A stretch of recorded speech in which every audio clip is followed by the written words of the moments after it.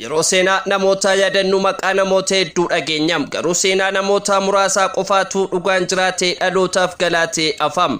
Egaa seenaan gootaas eessaa kee angeessaatti kan jedhu yeroo dubbatamuuf dhaggeeffatamu ni madaalamam. Maarree Oromoonis waa malee gootota isaa kumaaf kitilaan qabu in faarsu in jaallatu yookaan in kabajum. Yeroo baay'ee wanti namoota hedduutti gaaffii tokko yoo jiraate dhuguma gootni kun akkuma jedhamudha kan jedhudham. Garuu deebiin jiru eeyyeen jechuu qofa. Sababni isaasi diinatu iyyee caraanee dhaabbitti machaa'ee dhuga baatiin mirkaneessam. Egaa gootota Oromoo alagaaf qormaata ta'anii nuuf immoo mana barumsaa addunyaan hin qabne nu dhaalchisan keessaa tokko gara Wallaggaatti yaadaan imaluuni goota diinaaf yaaddoo firaaf gumaa baasaa ta'e wajjin wal simbarsiisnam. Hanga xumuraatti nu faana ta'am. Egaa qophii nama jabaa keenya guyyaa irraatiin seenaa dhugumaa jaldeessoo isinitti himnam. Dhugumaa jaldeessoo bara 1863 akka lakkoomsa Itoophiyaatti Wallagga Ba'aa aanaa Limmuu Qeeqay Amusiitti abbaa isaa obbo Jaldeessoo Namee fi haadha isaa Aadde Dambalee Baaroorraa dhalatem. Maatiin isaaniis hiyyeessa turanim. Jireenyi isaanii lafarratti hojjechuu, humna ofii gurgurachuu fi abbootii qabeenyaa fi hojjechuu irratti hundaa'e ture. Dhugumaan ijoollummaa isaarraa kaasee dararaa cunqursaa fi hiyyummaa uummata isaa arguudhaan guddate. Kunis qalbii isaa keessatti gaaffii guddaa uume. Maaliif Oromoon akka kanaa cunqurfama, maaliif lafti isaa kan biraataa kan jedhu yeroo hunda irra deddeebi'ee of gaafata. Yeroo kanas ture kan babal'ifannaan daangaa mootii Minilik Oromiyaa irratti cimee dhufe. Dhugumaan yeroo sanatti dargaggeessa jabaa fi yaada qabsoo qaba ture garuu karaattiin falmatu hin beeku.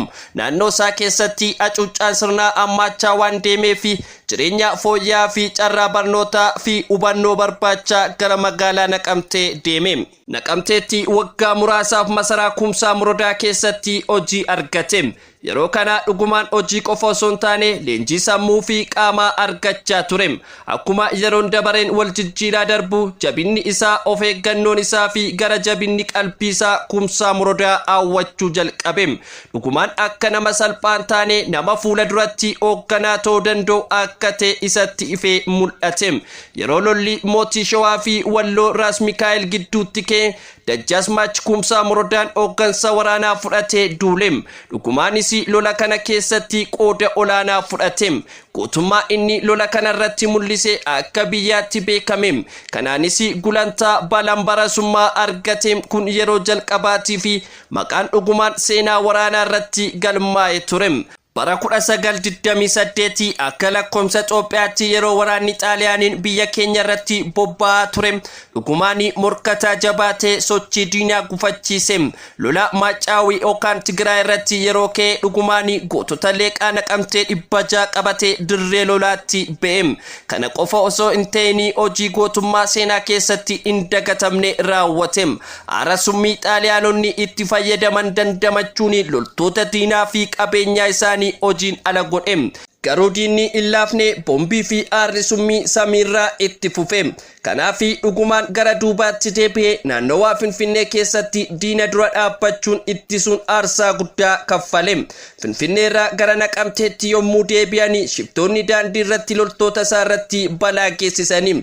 Dhugumaan ofiisaa lola Maaccaawii irratti otoo madaa'in hin beekne daandii kana irratti miilli isaa madaa'e. Yeroo kana Xaaliyaanonni Naqamtee qabatanii turan deebi'uun dhugumaa isaan sodaachise. Sababni isaas inni bulchiinsa Kumsaa Morodaa wajjin walitti makamee humna guddaa ta'uu akka danda'u hubataniiru.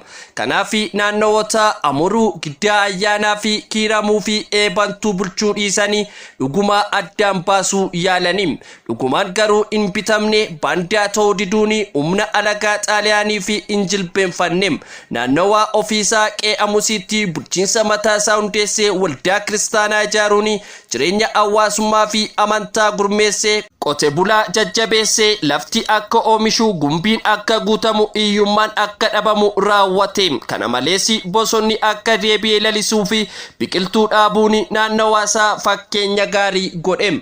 Dhugumaan namoota Oromootiin gadi aantummaan ilaalan ifatti falme.